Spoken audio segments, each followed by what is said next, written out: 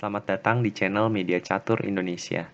Pada kesempatan kali ini, kita akan membahas mengenai teori catur tingkat lanjutan, secara khusus untuk topik kelebihan muatan ataupun overloading. Jadi, apabila ada suatu bidak yang diberikan beban berlebihan, maka bidak seperti ini rawan untuk dimanfaatkan pihak lawan. Untuk lebih memudahkan penjelasannya, kita akan langsung masuk ke bagian ilustrasi. Pada diagram berikut ini, kesempatan melangkah ada pada pihak putih. Di sini yang menarik adalah kuda putih yang berada di petak F3 itu bebannya berlebihan. Loh, kenapa berlebihan? Coba teman-teman perhatikan.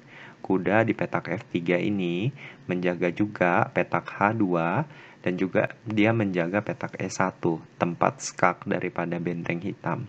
Tentu ini sangat berbahaya, karena kalau diberi dua beban satu kali seperti ini, hasilnya tidak akan optimal. Seandainya putih melakukan langkah menteri putih ke petak A4, maka terdapat dua kemungkinan jawaban daripada pihak hitam. Jadi, hitam dapat melakukan langkah skak dengan menggunakan benteng hitam di petak E1, atau hitam dapat melakukan skak dengan menggunakan menteri di petak H2 dengan langkah menteri hitam kali pion putih di posisi A2. Kita bahas kemungkinan pertama terlebih dahulu. Benteng hitam ke E1 skak, kuda putih kali benteng hitam di E1. Setelah langkah ini, kalau teman-teman perhatikan, berarti penjagaan di H2 menjadi lemah. Otomatis dapat dilakukan skakmat oleh pihak hitam dengan melakukan langkah menteri hitam kali pion putih di posisi H2 skakmat. Kembali ke diagram awal, pada kesempatan ini seandainya hitam melakukan langkah menteri hitam di H5 kali pion putih di H2 skak, pihak putih dapat menjawab dengan langkah kuda di F3 kali menteri hitam di H2.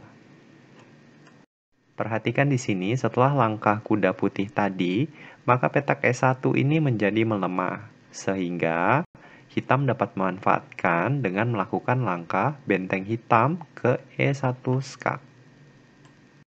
Kuda putih ke F1, benteng hitam kali kuda putih di F1 sekaligus skakmat. Kita masuk ke contoh berikutnya. Pada diagram berikut ini, kesempatan melangkah ada pada pihak hitam.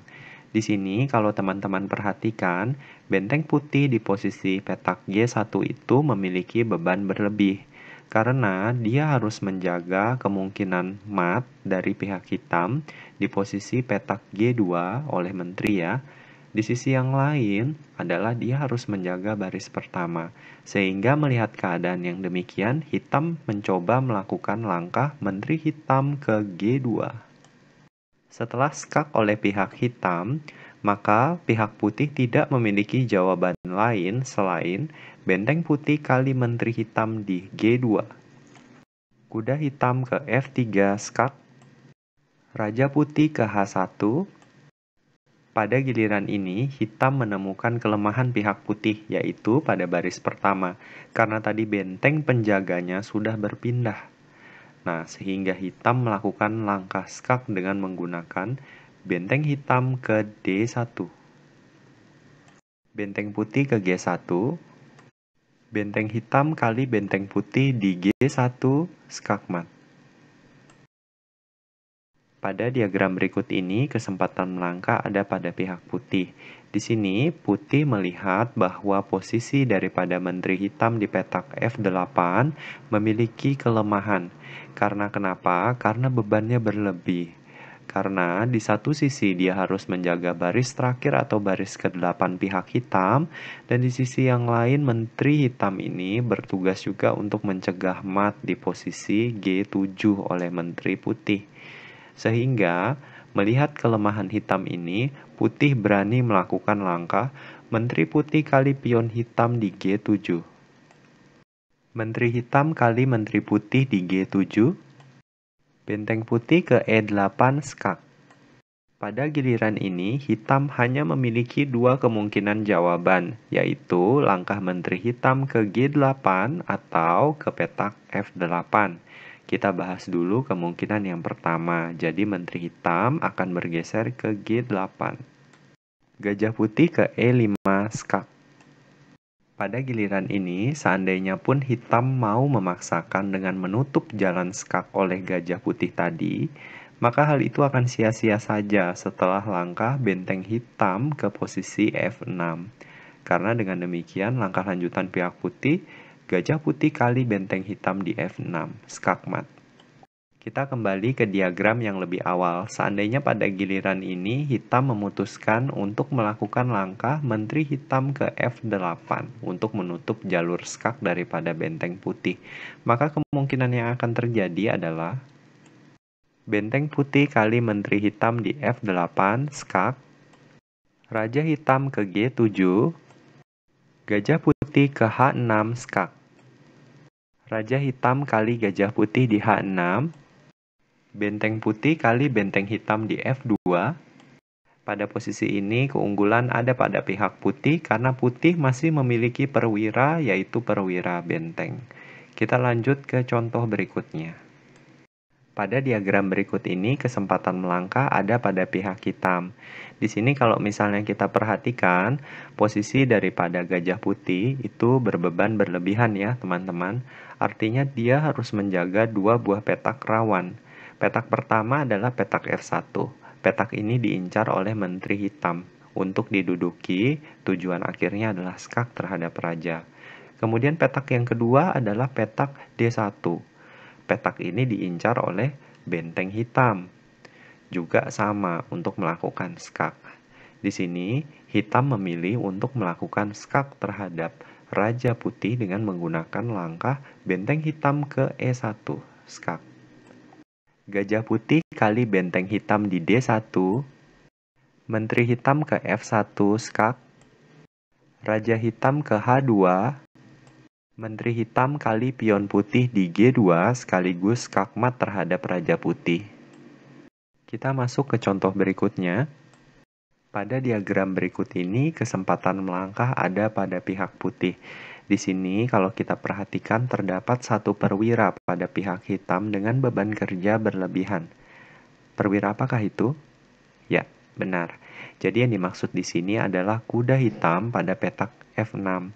Karena kuda ini menjaga petak H7 dari ancaman mat putih dan dia juga menjaga petak D5.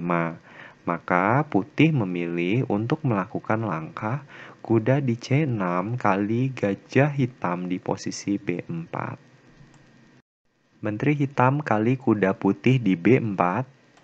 Kuda putih kali pion hitam di D5 sekaligus mengancam menteri dan di satu sisi untuk mengusir kuda yang di petak F6. Pada giliran ini, hitam menghadapi keadaan yang sulit. Sulitnya kenapa? Karena di satu sisi menterinya diancam. Di sisi yang lain, kuda di petak F6, kuda hitam, juga terancam. Kalau dia tidak pergi, dimakan oleh kuda putih.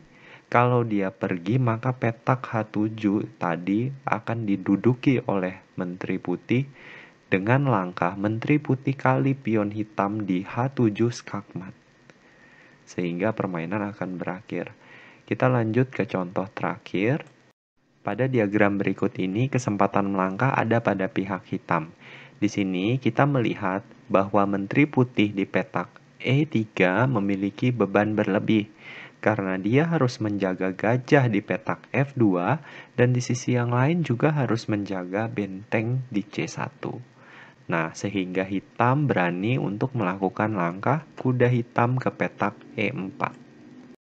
Raja Hitam ke G1, kuda hitam kali Gajah Putih di F2, Raja Putih kali benteng hitam di H2, kuda hitam ke G4, skak terhadap Raja Putih sekaligus juga untuk mengancam Menteri Putih di E3. Demikianlah akhir video tutorial kita pada kesempatan kali ini tentang teori catur tingkat lanjutan, secara khusus tentang kelebihan muatan ataupun overloading. Semoga materi ini boleh berguna untuk kita semua, dan salam gens una sumus, kita adalah satu keluarga. Terima kasih.